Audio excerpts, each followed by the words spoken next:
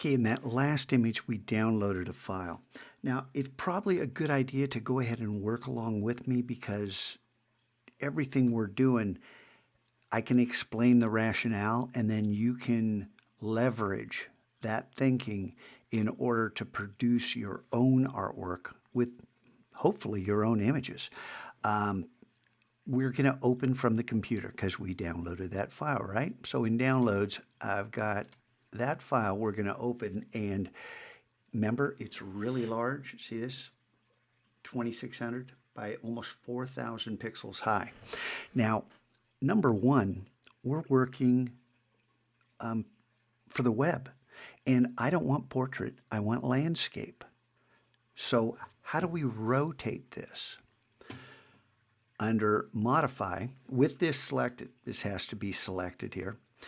Under Modify, Transform, because these will be grayed out otherwise. If I click here and go Modify, Transform, see how everything's gray? It's because we haven't told the program what we're trying to transform. So you select your image, Modify, Transform, and I'm going to rotate this 90 degrees, now left or right, which way? So I'm looking at it and going, yeah, left. And then you say, whoa, that's not what I want. And, what's going on here? Well, click away to deselect to be on the canvas or whatever this background is called. And then come right here. See this trim canvas? Boom. And then I'm going to hit Command 0 and Command minus a few times. And of course, it's Control 0 and Control minus on your Chromebooks. I look at this and I don't like this. It looks like it's going away. It's not dynamic. It's not the feel I wanted. So once again, I'm going to click on this and come up to Modify, Transform, and instead of rotating, I want to flip this vertically because I think that's going to give me a better look. Yeah, now we're talking.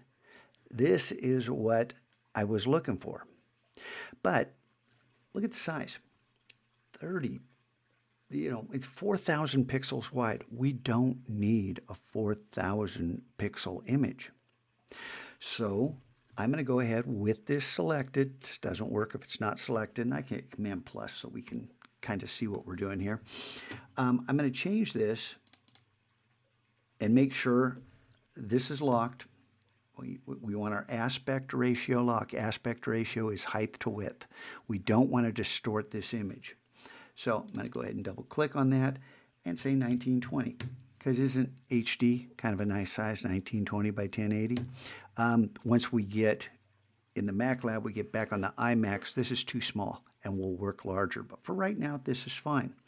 And I'm going to hit Command 0, well, that's weird, Command 0, Command minus. Okay, oh, it's because we have that huge canvas. That's why. We need to click away, and then once again, click on Trim Canvas. And now Command 0 and Command minus put us back in the center.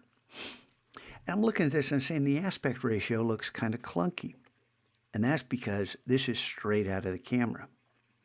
And if you notice, it's 1920 by 1280.2. I don't want 1280.2. I want 1920 by 1080. So how do we do that? Again, not with the image selected. I'm going to go ahead and click away to just click on the canvas.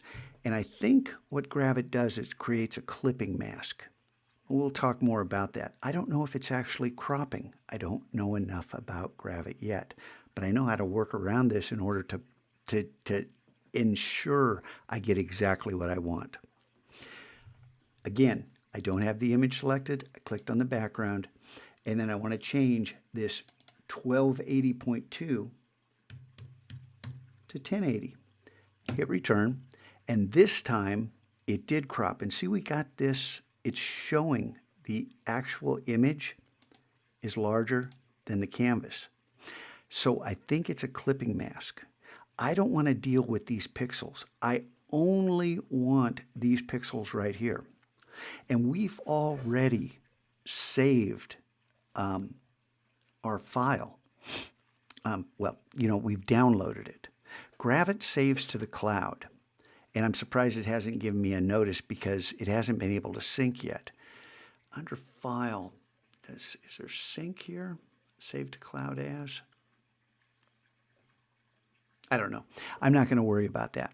I'm just going to go to File, Export, and here, I'm not sure what the compression is on the JPEG, so I want to save this out as a PNG, as a PNG. So I'm going to go ahead and click on that. Gravit automatically does it, doesn't give me a chance to save anything. There it is, autosave for local files. Okay, so please sync this file to Gravit Cloud to enable this feature. Do you want to sync now?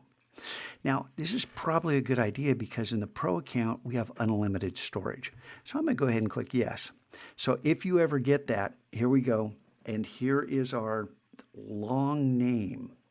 And I'm going to hit the right arrow so I can get to the end of that name. And I'll just put space 1920. You know, this is a horrible file name. But for now, it's good enough. It lets me link back to my other file. And you might say, but we have this one that isn't the same. We'll come back and we'll talk about that. That file naming probably was a mistake, but it's the middle of the night, and we'll work on that later.